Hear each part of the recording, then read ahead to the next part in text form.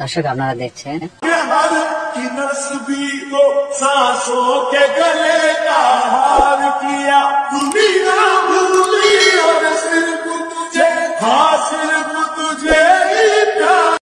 যে বাগমারায় ককটেল উদ্ধার করা হয়েছে এবং সেগুলো নিষ্ক্রিয় করার কাজ এখন শুরু হবে। দেখতে পাচ্ছেন র্যাবের যে একটি দল এসেছে এবং বিস্ফোরক ইউনিটের, তারা কিন্তু সে কাজটি করছে।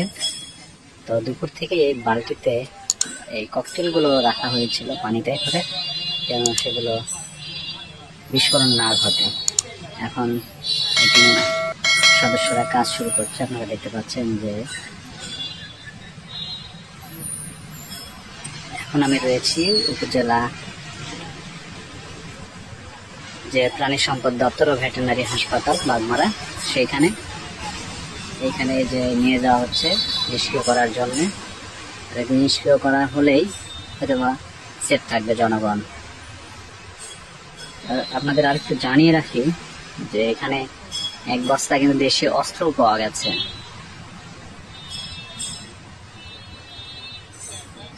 এবং তার সংখ্যা মোটামুটি 24টি যতদূর সম্ভব গণেছি। এখন যেহেতু এই ককটেল নিষ্ক্রিয়ের কাজ চলছে, সেটি এখন দেখার বিষয়। আপনারা দেখতে পাচ্ছেন যে র্যাবের সাথে কিন্তু পুলিশও রয়েছে, বাগমারা থানা পুলিশ, তারা এই অভিযানে অংশ নিচ্ছে তাদের সাথে।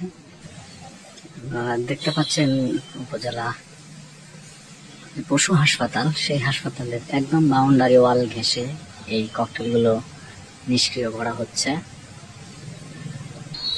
দর্শক, আজকে অফ ডে, সরকারি ছুটির দিন, সে কারণে এই যে পশু হাসপাতাল সেটি কিন্তু ফাঁকা রয়েছে।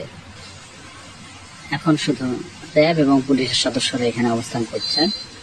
আর এই পশু হাসপাতালেই যে ককটেলগুলো উদ্ধার করা হয়েছে সেগুলো কিন্তু নিষ্ক্রিয় করা হবে।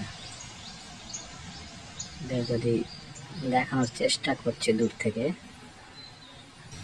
আপনারা দেখতে পাচ্ছেন যে বম নিষ্ক্রিয়করণের যে প্রয়োজনীয় উপকরণ সেগুলো কিন্তু নেওয়া হচ্ছে। এখন র্যাবের সদস্যদের হাতে রয়েছে, তারা মূলত এই বিভিন্ন বোমা বা ককটেল নিষ্ক্রিয় করে থাকে।